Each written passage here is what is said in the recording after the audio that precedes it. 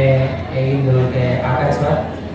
Bueno, bat eta hoz egin gara, nahi egin du gara, has hecho el 1-0, importante, ¿no? Ganar es un gol y sobre todo sirve para que el equipo gane, pues se siente mejor, ¿no? Sí, la verdad es que sí. Bueno, ¿cuáles normalmente en qué puesto soléis jugar o soléis rotar mucho? No total, pero no solo para la delantera.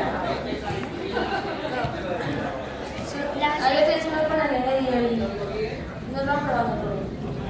Bueno, gustatuko zaizue gehiago aurrela, izatea, ezta?